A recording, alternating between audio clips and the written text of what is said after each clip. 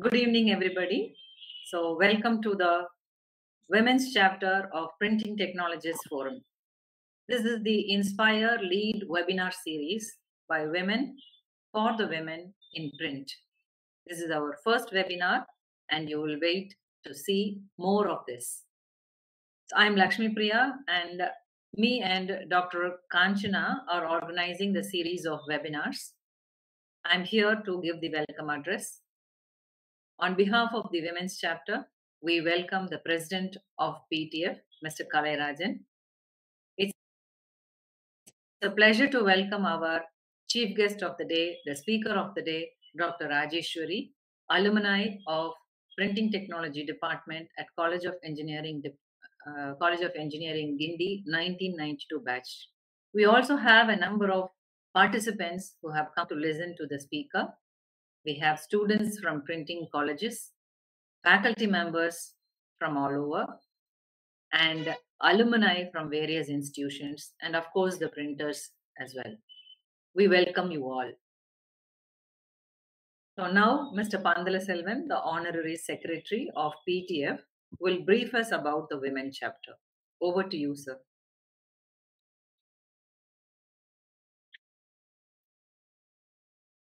Thank you, madam. So good evening and welcome everyone. On behalf of Women Chapter of the Print Technologist Forum, it is my honor and great pleasure today to join hands with them in their journey to lead this leadership development program. And on behalf of the BTF, I would like to welcome you to this webinar, Enhancing Women Leadership in Printing Industry. So the PTF is 42 years old, and it was started with one vision in mind. It's about networking in printing industry and knowledge sharing. In 80s, the source of knowledge, like today, whatever we want, we can access Google or we can invite speakers, and it's very easy for us to have knowledge sharing programs. But in 80s, the printers, they joined together and they decided, some way they have to be updated continuously. So they created this forum. It's a not-for-profit organization, and in here we are coming up with a lot of chapters for students and for the youngsters and for the women.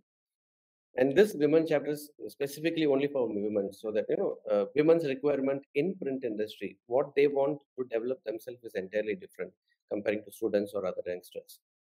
So we are trying to create a network or community, women community in printing industry, so they can choose what they want to develop themselves. And we are also trying to find speakers and experts, women speakers and women experts in the respective industry. So women, they work together to develop themselves. That's the main idea. And the main initiative behind this program is actually fueled by the shared commitment of Dr. Kanchana Madam and Dr. Lakshmi Priya Madam. And they are leading the show. And I'm sure the first program itself, like we are having wonderful speaker. Everybody in, there are many people who dream for IIM, some dream for IIT, and very few make it. They make both IIT and IIM, like our Dr. Rajeshwari Madam or Mr. Sundar Pichai. So the first event itself, we have having a wonderful speaker. I'm sure we are going to have a feast in next 1 hour, and I wish you all the best for this. And this is not the end. This is the beginning of the chapter, and you're going to see a lot of programs coming up from the women chapter. So we look forward to a lot of programs like this. Thank you. Thank you very much. Thank you, sir. So now we are ready for the speaker. Before that, let me call Dr. Kanchana to introduce the speaker. Over to you, Kanchana.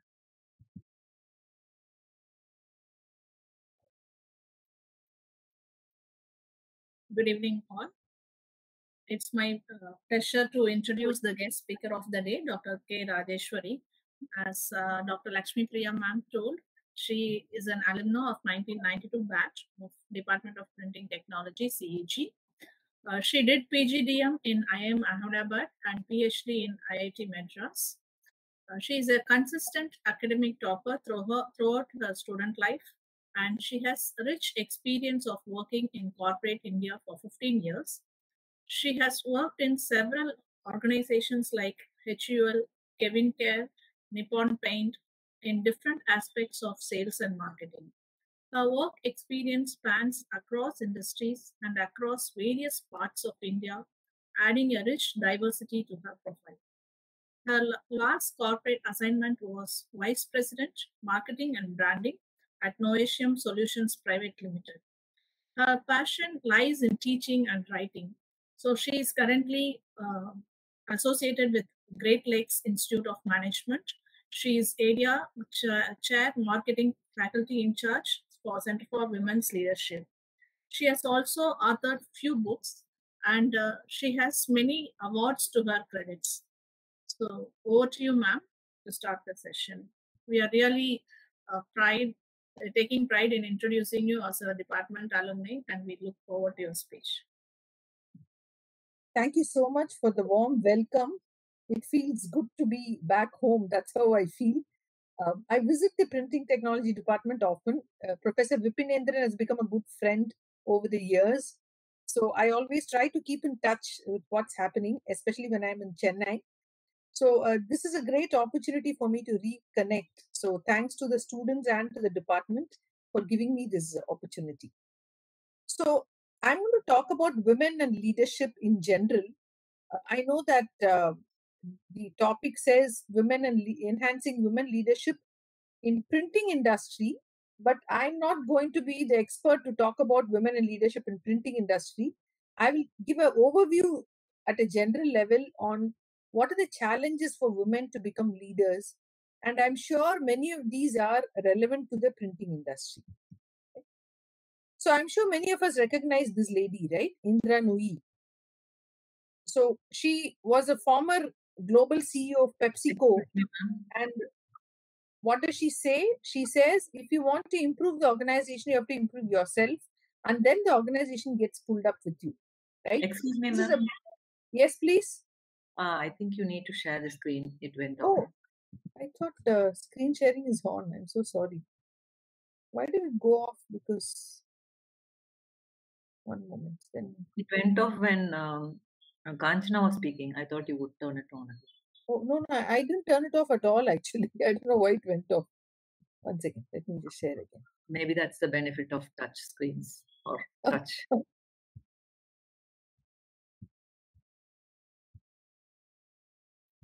Are you able to see it? Not yet. It's coming up, yeah. Is it full screen now? No. Oh, okay. I think then I'll have to just... One second. I have to do the entire drill again now. One second.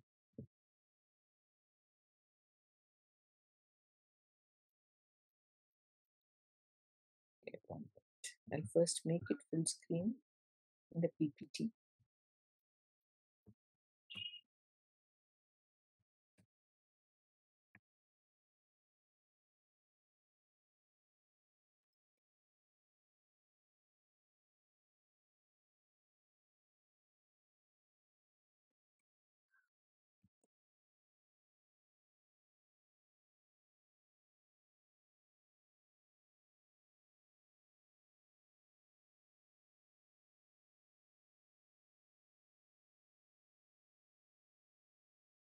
Can you see it now? It's coming up. Yeah. Is it full screen? Yes, full screen. Oh, great. Okay. So we are going to talk about women and leadership. It's become a favorite topic over the years for me. But I want to start with a disclaimer by saying that I never was a believer of having anything separately for women throughout my career. I started my career early stages was with Hindustan Lever, where I've done a lot of sales stint, working the market, working the field, etc. Traveling with a cycle sales boy to deliver packaged tea to the tea shops in the country. But I never felt that women need any kind of special treatment or extra, how do I say, benefits because of gender.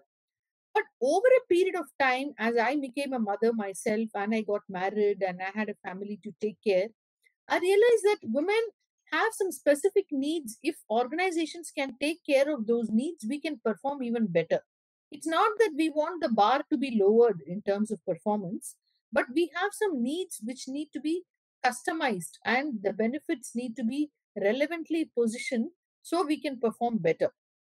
That's how the Center for Women's Leadership, which I started at Great Lakes, focuses on these essentially, which is what are those specific things which will enable women to succeed at workplace, right?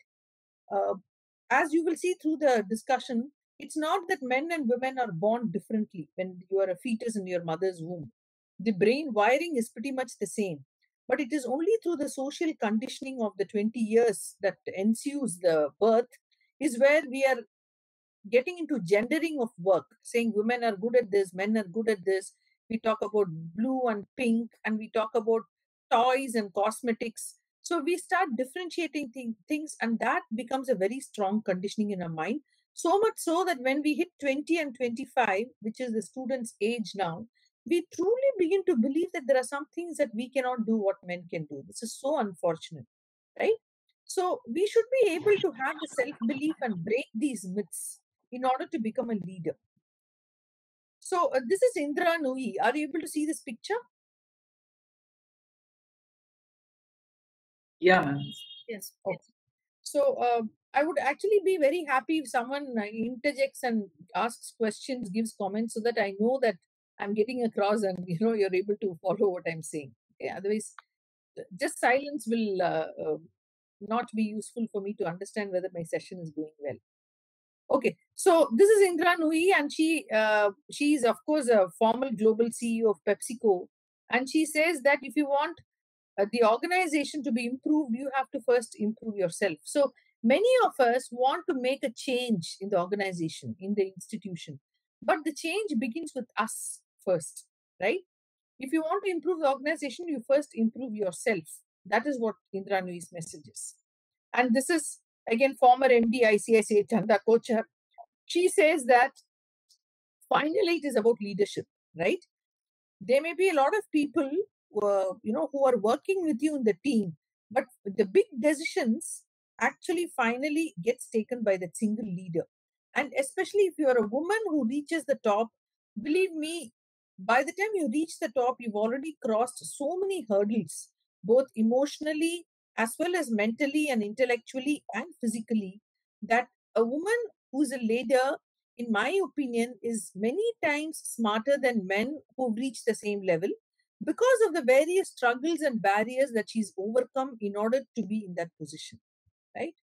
This is Kritika Reddy, former MD, Facebook India. She says, don't be afraid to take risks. In risks will become your biggest opportunities. Be realistic and be prepared for any outcome, right? So it is about risk taking also. As women, sometimes we do believe that risk taking is more a man trait, male trait. We have more at stake, so we can't take risks. She's obviously upturned all those myths, and she is one of the most successful MDs for Facebook across the world. This is Ms. Shika Sharma, MD and CEO Axis Bank, right? And she says that faith is what it is finally. And faith knows no gender, whether it is a man or a woman. And I had the good fortune to meet her some years back. And there was nothing in the conversation that we had that had to suggest that because of a woman, she had anything less going for her. So it was not at all about the fact that she was a woman, but she just took all the problems and challenges that came her way head on. Okay. So this is the situation today. We still think of powerful man as a born leader and a powerful woman as an anomaly, right? Anomaly is an exception. After similar education, we still have about only 3% Fortune 500 CEOs, only 50% board seats are occupied by women, and 14% executive officers only. This is obviously a very unbalanced situation. And given that there are a lot of merits to having women in senior management, situation is still not changed to the extent that it should. But why is women leadership needed at all? I mean, if the corporates are doing well only with men and they are doing quite fine without women, why is it needed at all? These are some reasons. First is 50% of the population are women and they're highly qualified, talented, they're living longer and accumulating wealth, right? This is important. As more women are successful and they accumulate wealth, they become key decision makers in the society. So if you're going to ignore them, you're actually ignoring a huge chunk of the society itself. And by now, we have over 1 billion women in workforce. So that is again a very daunting number, which we should not ignore. Women bring in a different kind of thinking, style, and action in workplace, which adds richness and it adds empathy, right? Empathy is your trait to be able to relate to people who are probably different from you, your ability to put yourself in the shoes of other people. Women have proven to have much higher empathy levels than men. There are some leading organizations like Catalyst and McKinsey, and these are all researchers done, where they've clearly said that women with representation on board increased return on equity by 53% and profit margin by 42% and ROI went up by 66%. So what they're saying is if you compare organizations with women on board versus organizations with women not on board, the performance metrics from financial angle are far superior for those companies with women on board. Similarly, McKinsey also says higher operating results and stronger stock price growth, right? So this is all data speaking, hardcore financial data, which provides the case on why more women should get into leadership. There is also less bankruptcy that happen when women get into senior positions, better corporate governance and ethical behavior, and more competent in self-development, integrity, and honesty, right? So all these are very strong reasons why women leadership is needed. Look at this chart. This chart says that very clearly organizations with the most gender diversity in their corporate officers ranks financially outbound companies with least gender diversity. So in the left-hand side, you see very clearly average return on equity overall, right? And it says the top quartile companies which have the most women versus bottom quartile which have the fewest women. Look at the difference, 17 versus 13, right? And the TRS, total return on shareholder value, on the right-hand side also. Look at the numbers. It is 127 versus 95. So this is another very strong case for gender diversity. There was also a research done on to understand to what extent is your company effective in some traits, right? And they did a comparison amongst companies with no women in top management and with companies with 3 or more women in top management. So if you look at the graphs, it says very clearly that women with 3 or more representation, companies with 3 or more women in their top management representation consistently outperformed other companies in terms of capability, leadership, external orientation, accountability, motivation, coordination and control, innovation, direction, work environment, and values, right? So very clearly, data is strongly in favor of companies with 3 or more women in top management across different aspects. However, look at the quotes from Indian managers, women managers, right? People start working after they finish their graduation or post-graduation. 8 years or 10 years down the line, these women go missing from workforce, right? And missing women from workforce is not only a loss to them individually, but also to their families in terms of earning potential, also to their children, because they don't have progressive values in the family to see their mothers working or being on par with their fathers.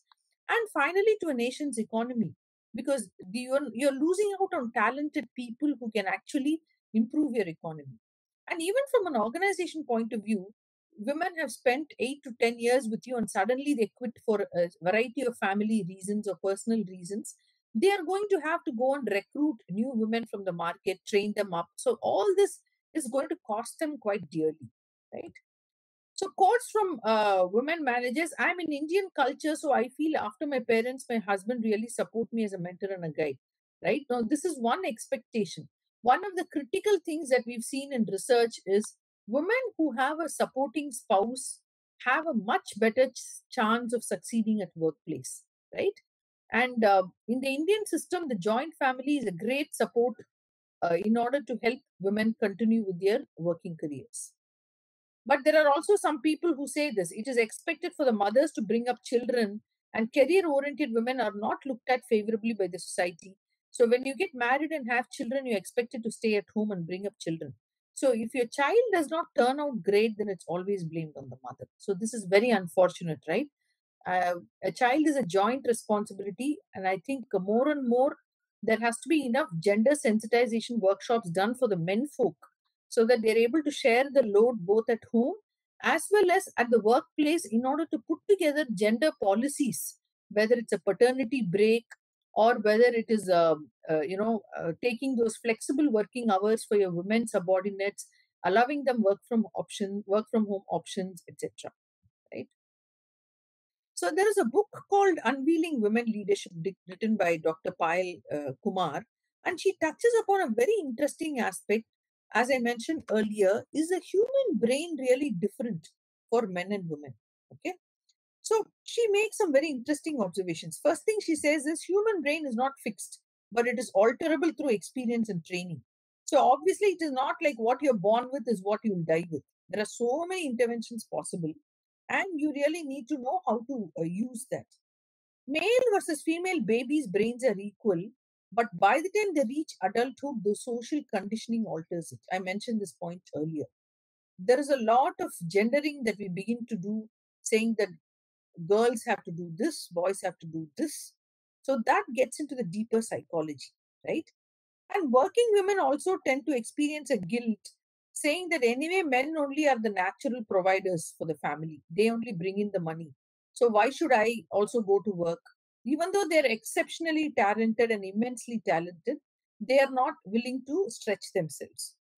So, what can women do to alter brain conditioning? These are three things which are considered action points by successful women at work. First is cognitive clarity. I think you need cognitive clarity in terms of what is your vision of holistic success in life. And along with that, what are the rationale and trade offs, right? See, one thing women are accused of in workplace is that we are very emotional, right? And believe me, I have also gone through this. But you need to be able to utilize the emotion to your strengths. Emotion by itself is not a weakness. The way you harness your emotion in order to get the outcome you want is really the point. And that will involve some trade-offs, right? For example, if my spouse is getting transferred to another location and I'm not able to get a job of the same level where I am in the current location, I should be willing to make the trade-off that I will not give up working, but I don't mind taking a hit in my hierarchy for some time till I prove myself and come back. Right? You need to have that self belief and confidence. We are also not good at thinking through these trade offs. We either believe everything should be given to us on a platter, or we want like 1 or 0, or we'll say we won't go to work. I think for a long term career, you should know how to make these short term trade offs. The second is focused imagination. Train to see pathways to success. Talk to successful people, You will realize that even Indra Nui or whoever, Chandrika Tandon, they're all global successful leaders. They have had their journeys and they have made those decisions along the way. And more importantly, they know how to network and get support for their career path. The problem with many of us is we are not able to see a pathway to success beyond midlife. From 35 to 50, we really don't have a career path for ourselves. And the Indian context is terrible because by 50, we all are supposed to mentally retire, whether it's men or women, which is very unfortunate, right? In the US, for example, they have a working clarity till 70. So why do we not have it here? So this is a mental problem that we have, that we are not able to see pathways to success. The third, which I think is probably the most important, is select reference group with having mentors and some support groups. Pick a mentor, very, very important. the mentor doesn't have to be simply your senior in your organization. It could be anybody whom you admire. It could be multiple mentors. I mean, for example, I really admire my mother for her ability to, keep her good cheer even through tough situations. She was never a working lady, right? But I learned that, and I learned to practice that in my workplace, how to be cheerful even during tough situations. Or I have a mentor who is my professor, say lady professor, right? And how she used to make her career decisions by balancing the family needs. So you can have multiple mentors across different fields, right? And you constantly talk to them. See, mentor is someone that you keep bouncing off your life situation and getting input. But you must consciously work towards building the mentor relationship. There's also a problem called tokenism, which has been well researched. Tokenism is nothing but many organizations feel that because they have to show gender diversity, they simply appoint people, appoint women for tokenism, right? This also has its problem in terms of visibility, polarization, assimilation. What it really means is sometimes you'll be in such a minority that you will feel like you're under radar for performance. If there are only 2 people out of 10 people in the boardroom, if only 2 are women, everybody, focuses on those 2 women with hyper radars. And that can create discomfort, right? And many times we find ourselves in women minority situations. But I think it's high time we get used to it, because it will take time for things to change. Until then, we need to really ensure that we don't give up, even though it may be uncomfortable. You need to have chats with your boss, with your mentors, etc. Right? So what happens sometimes, women who are not able to take these tokenism tend to focus on becoming overachievers. They have a huge fear of success or fear of visibility. They become an insider in the sense that they don't want to stick out, so they start simply mouthing what men want to hear, right? Whether it's a fact or not, whether it is a how do we say relevant point or not, they start just becoming an S woman, so to speak. And finally they end up having a self distortion of their own image. This is a career model for successful women uh, developed by an author called Barbara White. This is like a DNA helix, if you all remember your physics, right? Now, DNA helix is like for a woman, her career path is pretty much like this. She starts off, enters school, then she takes music lesson. Then in her youth, she leaves home, she gives up music. Then she gets married, she may get promoted. Then she may actually give up her promotion when the first child arrives. She may get further promoted. Then the spouse takes a new job. Then she may have to give up her job. So it just goes zigzag, zigzag for a woman, because she's torn by playing multiple roles. She has to play a mommy track, she has to play a spouse track, she has to play a daughter track, she has to play a daughter-in-law track. So her career track really goes missing in all this, right? Whereas for men, it is fairly linear, because they have a domestic support system which ensures that it moves along with the man's ambition, right? I mean, there is nothing wrong in this, but the only thing is more awareness of yourself, that these are things to expect, will make you better prepared as a woman professional, as well as have conversations with your spouse and your mentors, so that you can handle these changes better. Because all these changes are inevitable. You're going to get married, you're going to have a kid, your spouse will get transferred, you may have in-laws to look after. The thing is, you should know how to proactively plan for some of these things, right? So there is also a concept called kaleidoscopic career model, right? So 47% for women take a career break, and more than 70% never return to work, which is a very unfortunate statistic, right? So this kaleidoscopic career model essentially says that around midlife, right, men and women behave differently as far as their careers go. Now, for women, around midlife, what is important is balance. So if you look at this, the first line, it says challenge, balance, and authenticity. For women, it is this challenge, balance, and authenticity. For men, it is challenge, authenticity, and then balance. So what happens is when you're 35 to 40, women strive to balance the multiple roles, right? And then maybe if you're still working around 50, you take up something which is very authentically you, which is ringing true to what you really wanted to do with your professional life. But normally, you're not allowed to do that in your middle life because you have multiple responsibility. Whereas for men, it's the other way around.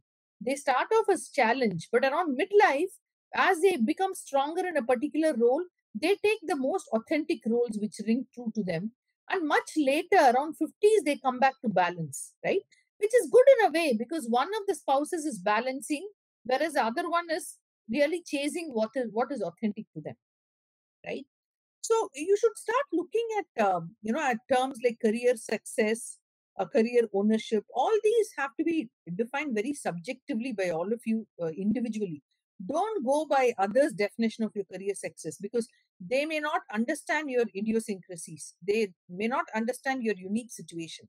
So for a woman, I always advise them never to go to HR for career pathing, right? Because HR will not be able to accommodate your individual situations. You have to own your career. HR is not going to own it for you. Very important, right? And there is also what is called aspirational deficit, which is nothing but because there is so many changes happening in her life stage, even bright and talented women. And I'm saying this even from IIMs and Harvard, this happens. Around 30, 35, they simply give up on career aspirations because they're not able to manage so many changes and they're not able to convince their spouse, convince their in-laws, manage the travel, overcome the children, this thing. They may be enormously talented and professionally qualified, but they suffer from what is called aspirational deficit because they are seen as people who have given up on their aspiration. This is another research chart, which is basically research done amongst CEOs of different organizations and female executives in the same organizations. And the question asked was the same to both. What prevents women from advancing to corporate leadership, right? Now look at the answers. The bottom, line is the CEO's line, and that shaded line is the female executive's line. So obviously, the version why CEOs feel there are not many women as leaders is different from what female executives feel. So CEOs say that women lack significant general management or online experience, right? Or line experience. What they're saying is women are operating too much in silos. They are too technical. They're not improving their general management skills. That's what CEO says, right? Whereas only 47% of the women believe this is the reason they're not advancing. The second important reason, CEOs say women are not in pipeline long enough. Now, this is a very true fact. And I worked in several corporates and educational institutions. The top management says that, yes, I want to promote women, but where are they? They just go missing. They work for 3 years, they take a break. They work for 5 years, take a break. So, and I don't want to promote someone who's not reliable, right? So you have to hang in there long enough, right? Now, the women, on the other hand, feel they are not advancing because there is too much of male stereotyping. They are excluded from informal networks. The corporate culture is inhospitable. See, we must understand that there are some things that we can control and some things that we cannot control. The bottom three reasons are really not in our control, right? But the top two are clearly in our control. Gaining significant general management all-round experience and staying in organizations long enough. So this is clearly the way to advancing.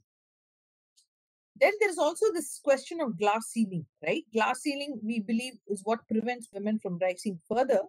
But I think more and more now, I would think with so many women leaders across, organizations and countries and industries, glass ceiling is definitely being broken. More and more people feel women at the top, especially COVID has revealed, including the famous New Zealand Prime Minister, we all know. The COVID has revealed how women make terrific leaders, right? Because there is a lot of empathy, long-term nurturing, and most importantly, technology has made it a level playing field for men and women. Today, if you want to close a business deal, you don't have to travel long hours or late night travels or have those late night meetings. You can do it over Zoom, right?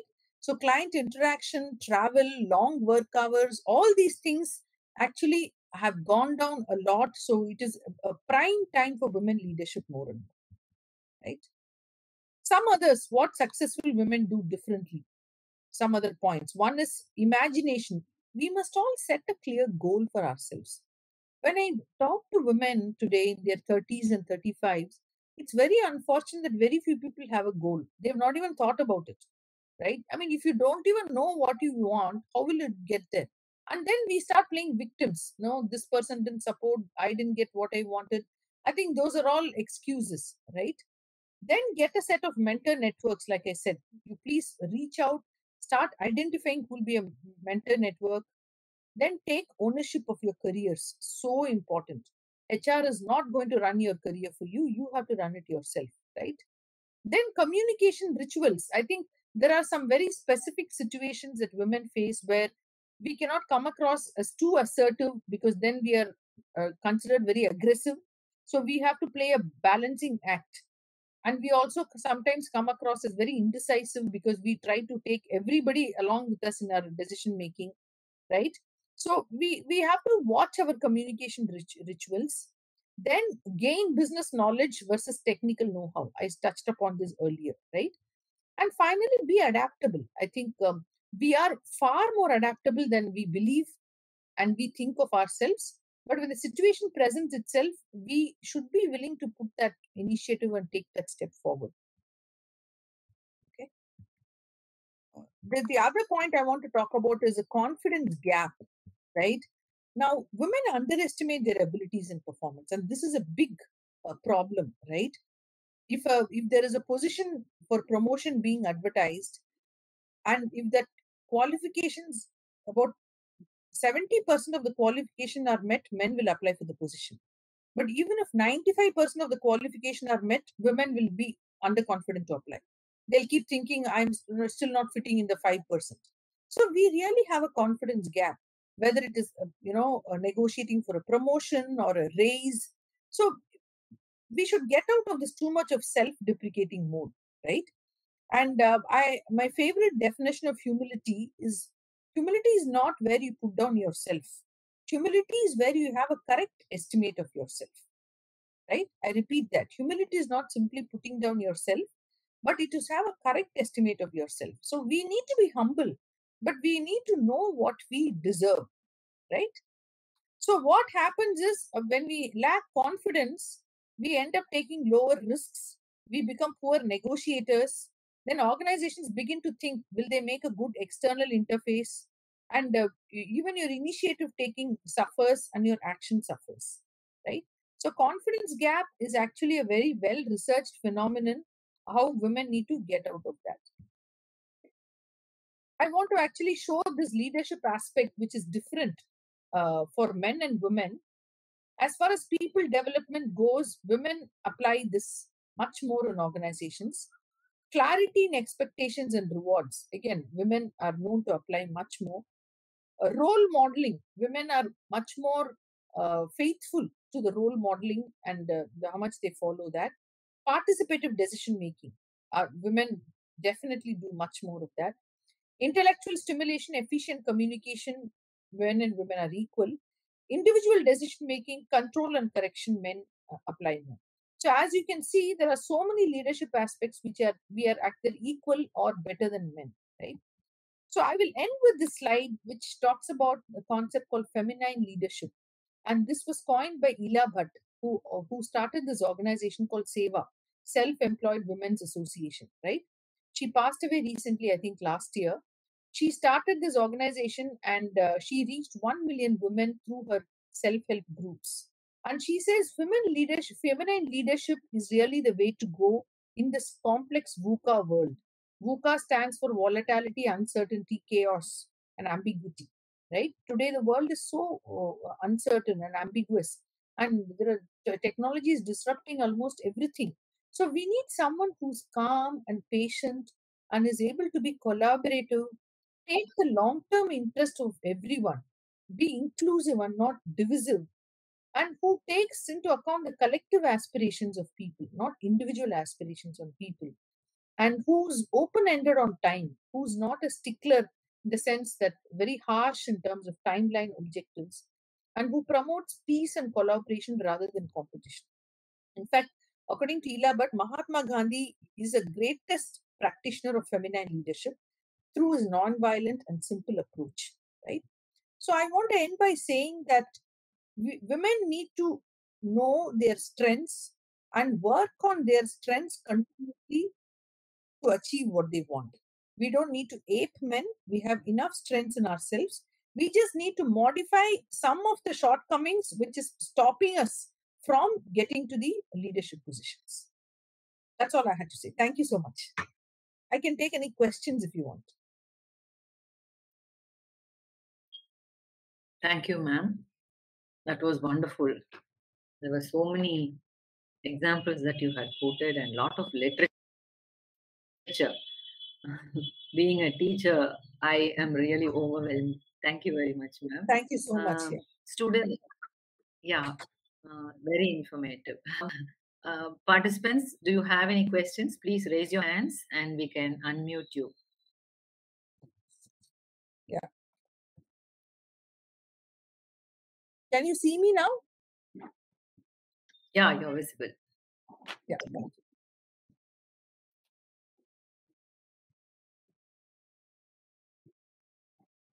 Participants, are there any questions? I have something to share. Yeah, please go on. I'm Meenakshi Balu. Hi, Meenakshi. Yeah, tell me. I'm a printer and a publisher. Yeah, hi. Yeah, wonderful, madam. It was very, very much important for the persons who have already come into the organization structure in a scientific manner. Whatever you have given as a presentation. Women has to really take into all the points that you have really explained here. That comes in the last stage of a person who has come to printer level from the raw level to scientific level to highest status of printing technology. But I have come from organized sector to unorganized sector. Okay. When I was a publisher, and then I became a printer, raw. I didn't know P of printing in that time. But then when I understood, I used to earlier give a lot of the orders to the printers. But when I became a printer, I did come to know that women are really suffering in the printing field. Whatever it is, it's all labor controlled. Whatever it's all labor oriented. We are now what we have learned is about in the corporate world, but what is in the labor controlled world, women are not able to really understand. By the time they understand, they tend to lose business, or you have to go down to handle this man.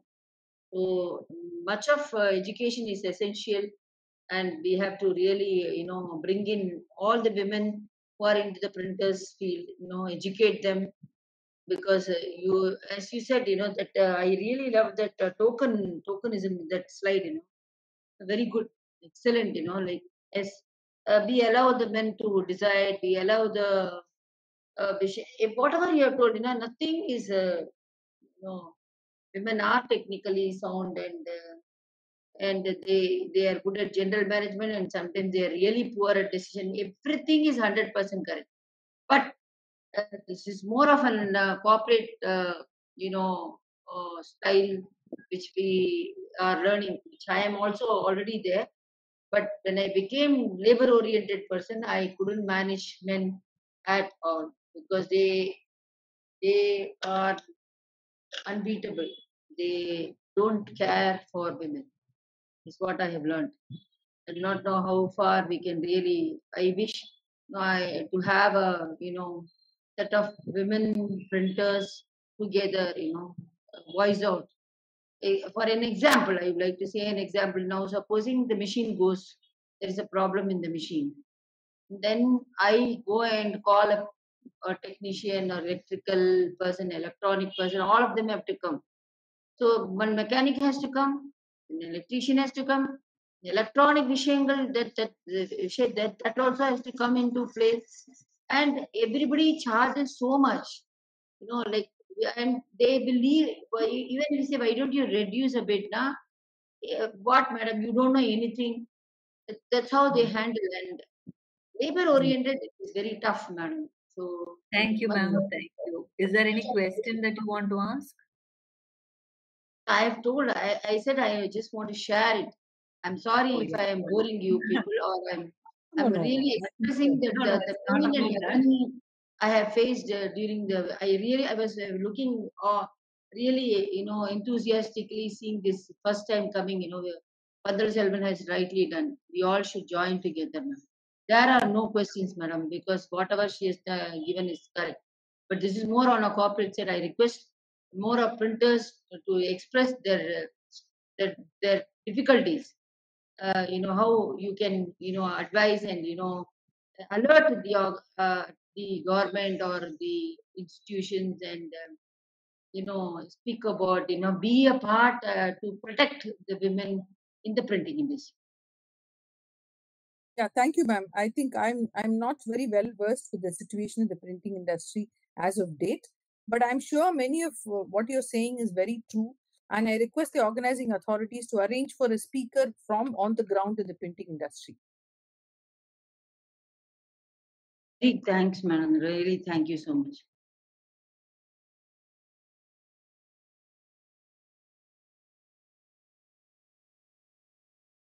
Any other questions? There is one question in Q&A. Yes, please. It's from a student called Kritika. How to prepare self for speaking on stage in front of huge audience? This is a very important question. I've seen among a lot of female students, Yeah. who has a stage fear, especially not just a stage fear. Even if they have to express something in front of many people, they don't express. They keep silent. And you have any advice on that? So I think the only way is to practice, right? I mean, you will never overcome the fear of speaking unless you speak. So, because that will translate further into shyness and underconfidence and inaction and indecisiveness. I showed that, right, in the confidence gap. That is what will begin to happen. Much of confidence is about speaking. So, I would encourage you, if you're a student, to take opportunities to make class presentations. When you're doing group work, you take initiative to come and, tell the class something. You can volunteer to teach your friends on some particular subject or topic. You can join this Toastmasters club, right? They encourage a lot of public communication, right? Watch some videos of speakers who have overcome these problems.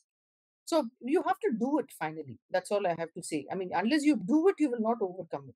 Whatever read up or practice anything, I mean, anything else, unless you actually start speaking, you will not be able to overcome that. And you better correct this problem early, because once you start working, it will be misinterpreted as, like I said, lack of confidence, lack of initiative, lack of decisiveness. So you should address it early.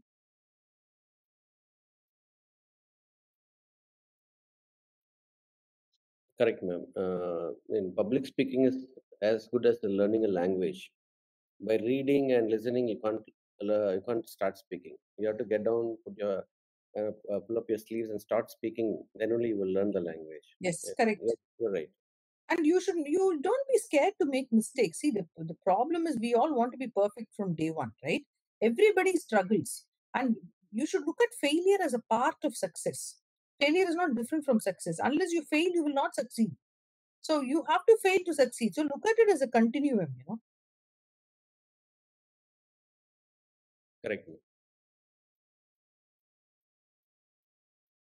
Yeah.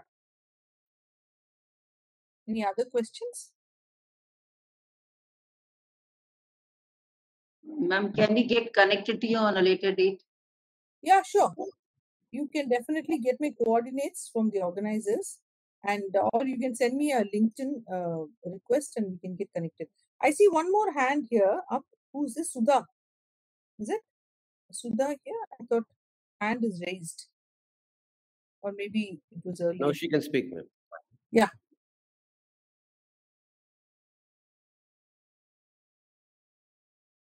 Sudha, I think you can speak. Can you hear me? Yes, yes. Hi, ma'am. Hi. Okay, I have a question for you. The first thing is, before I ask my question, I appreciate everyone here to organize this session. And my question is, it is very difficult to see for women in career as we grow into an experienced person. At the beginning, when we see like 1 year or 2 year, we could see more women working in the field. But as time goes, as you said, pointed out a list of reasons they could get back or get down from the career. Yeah. So it's very difficult to see women as we grow in terms of experience or age, basically. Right. So, what are the challenges you faced personally so that you sustain in this career for this many years? Thank you for asking this question because it allows me to share my journey a bit. So after passing out of, I'm Ahmedabad in 1994, I was in the industry for about 15 years in sales and marketing, right? So I traveled across here, abroad, and traveled to villages also, and sold a lot of different products, etc. Now, during the 15 years, I got married, I had a child. So as I became a mother, I realized that the demands on my time are much more than it was earlier. So there was a point in time where I really felt that I was not doing justice to my role as a mother. My son was just 5 or 6 at that point of time, and I realized that he would come in with a homework request, and I would either be very impatient with him, not spend enough time with him. So it began to actually make me feel guilty. And in 2009, I actually took a career break.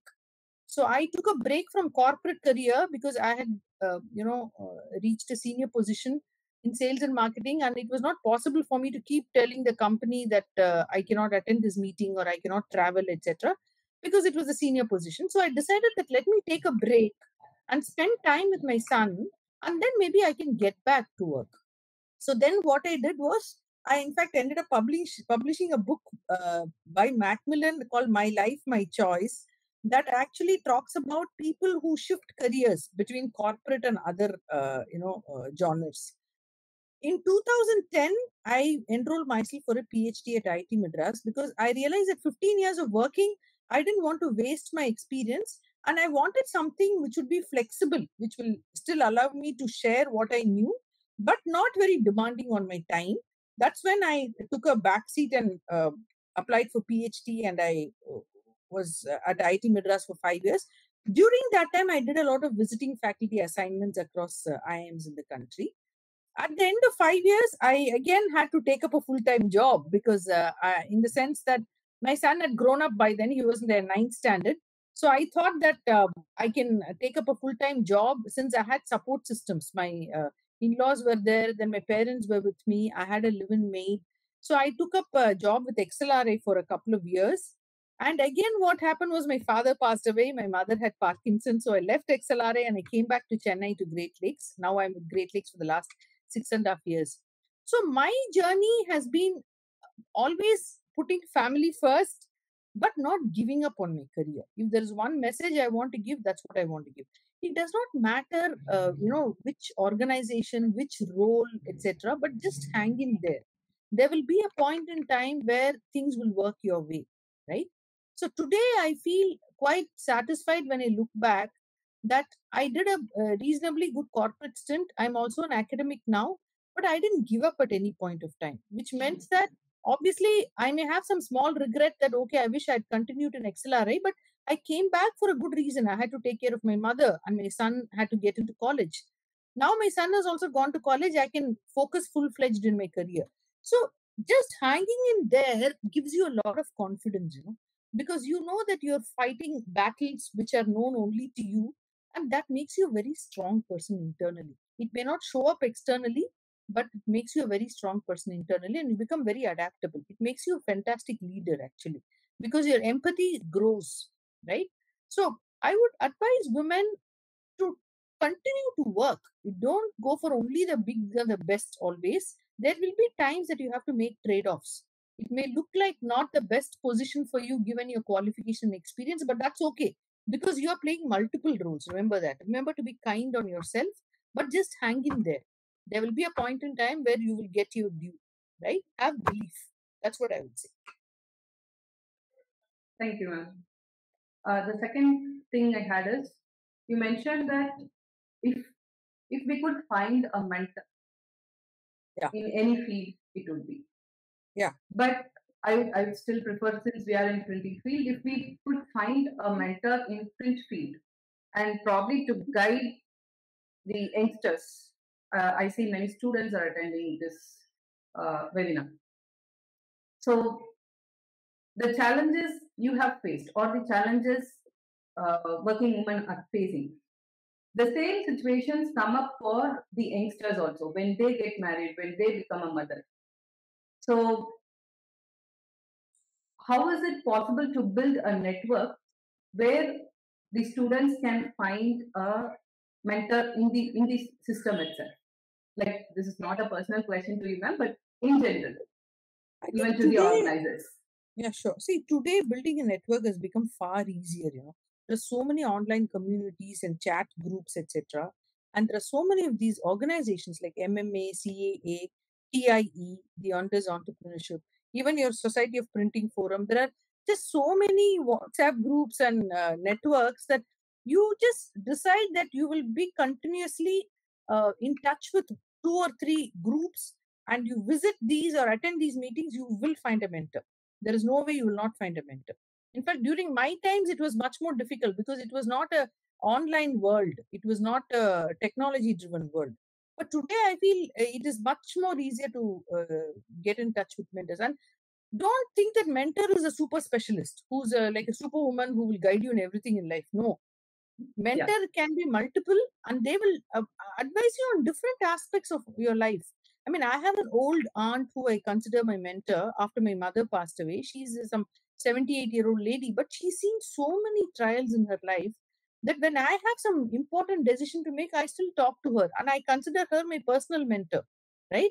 I have a mentor, Dr. Lalita Jayaraman, who was a erstwhile HOD of printing. I don't know how many of you know her. I used to bounce off many thoughts with her around my marriage when I went to IIM and all that, right? So, I mean, it's okay to have multiple mentors. The key thing is you should take the mentors for their strengths. You cannot ask them something that is not their strength area and expect them to give you a relevant solution, right? Just as we are not good at everything, they are also not good at everything. So have multiple mentors, reach out. Your students, for example, can start attending these talks in forums, like the Madras Management Association is there, then CII is there, Confederation of Indian Industry. I'm sure when they look around, even in their own communities, they'll have some groups and communities where they can look up some seniors. Alumni is a great starting point. Get in touch with your alumni and have regular alumni meets, and you just simply ask them for mentors. No, that would be a terrific start. Yeah, thank you. The major reason I bought this topic is when you suggested that there are many forums and places to connect, basically.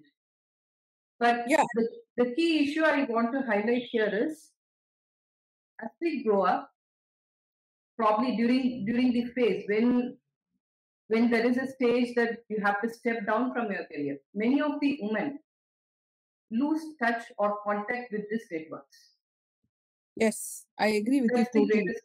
Yeah, Yes. that's the major reason I bought this topic. It's not about where to find, but how to manage that. Like possibly if there is a break and when they come back, to get connected back to the network and to stay in that network. See, that's why I'm saying today it's much easier because of online. There are so many online communities. You just do LinkedIn and you type women communities. There are so many even in Chennai, I know, right? You can stay in touch without stepping out of your home. If you're able to find half an hour every day and you dedicate it only to networking, you'll be home. You understand? So it is not at all as challenging as it looks out that we have to take time out. See, it used to be like that 20 years back. During my time, I always felt that I'm probably not being considered for promotion because men used to hang around an office much longer I had to come home and take care of a baby, but they would have a drink and, have the late nights and all that. But today, I don't think that is a problem at all. I think there is a lot of networking possible even without physically being present. That's the point I'm making. So that makes it much easier for us to develop networks. Ma'am. Yeah. Ma'am, whatever said and done, it's men's world with regard to printing.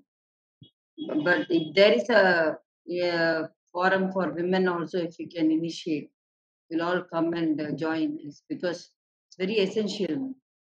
Can you please organize something for the women in printers as a group? It will be much useful because there are so many issues that has to be addressed. Because joining in between, like already the existing, wish there is no women printers forum.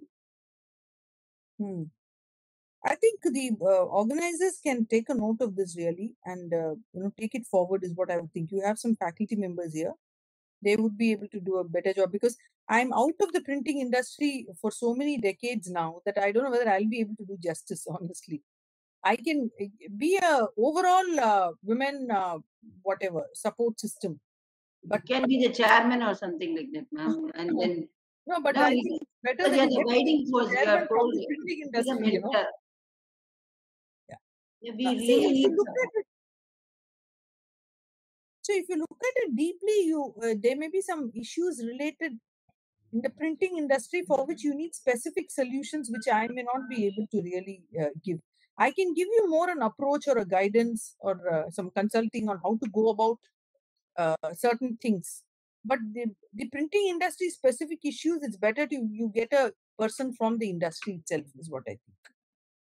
I disagree with you, ma'am. The way you have spread the knowledge, the way you have expressed everything, the leader need not know everything.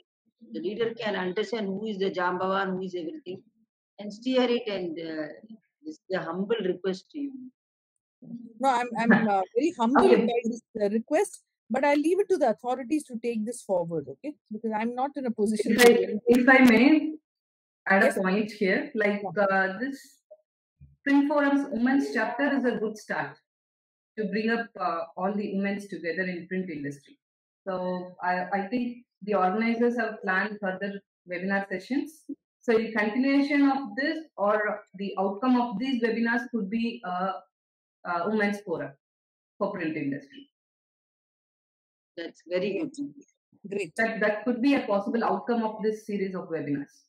Great. Congratulations.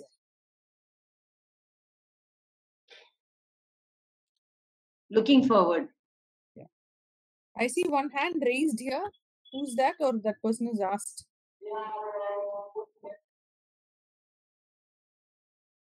Two people have raised hands, is it?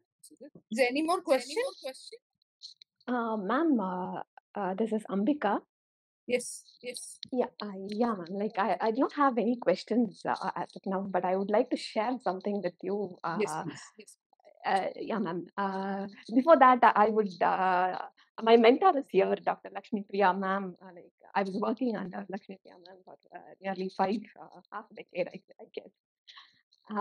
So I was in the print field, like teaching printing technology for about 12 years, continuous years, and after 12 years, my family demanded my presence, and so I took a career break.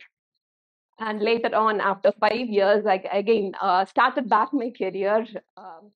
The problem is, I started back, and again I had to quit my because again that was a problem of like I was working from home. I mean, the company was in Chennai, and it demanded for a hybrid working model.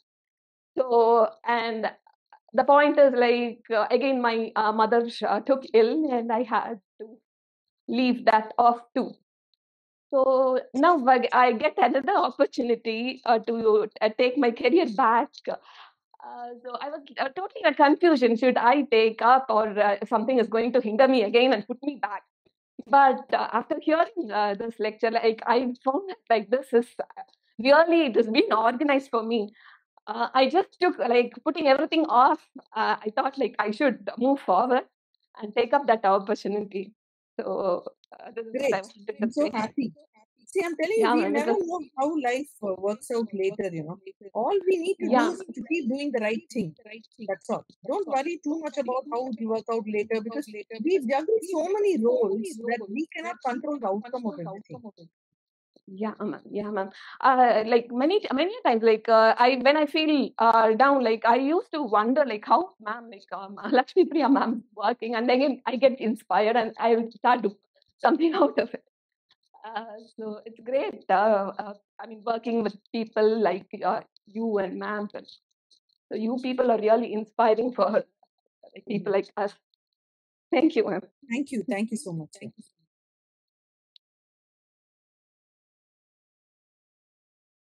Nakshi has raised your hand, or is that an old one? Meenakshi and Sudha. Maybe they're Sorry. I have lowered it. I'm not sure why it is showing me. okay. Okay.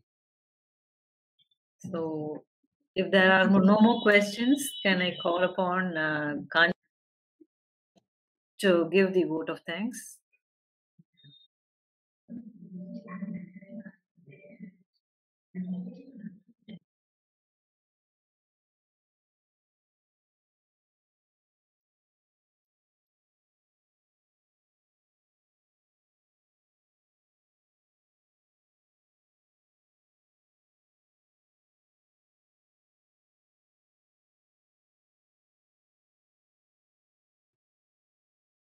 Ma'am. On behalf of PTF, it gives me immense pleasure in proposing the vote of thanks. My first and foremost thanks to our guest speaker, Dr. K. Rajeshwari ma'am, for delivering a scintillating talk on women leadership and sharing your experience. I think you touched upon the dilemmas and problems women face in their everyday career. From the discussions that followed, I'm sure that participants are very much benefited by your guidance, ma'am. We look forward to collaborating with you in future also. Thank you very much, ma'am. Thank you. I also thank Professor Vipinendran, sir, for arranging the Speaker of the Day. Thank you, sir. I thank the PTF President, Mr. Kalai and Secretary, Mr. Pantara Selvan, for creating the Women's Chapter and supporting in organizing all the events. I also thank other office bearers of PTF, and I take this opportunity to thank our technical partners who are displayed here. Pressman Center for Print Excellence, Autoprint Machinery Manufacturers Private Limited, VK Print Pro, Subha Solutions Private Limited, and Reprographic System and Supplies. My heartfelt thanks to faculty, students, entrepreneurs, and women pursuing career in printing industry who have participated from across India today to encourage us to do more development programs. I also extend my thanks to the student volunteers who helped in designing the posters and other things. Thank you very much to all.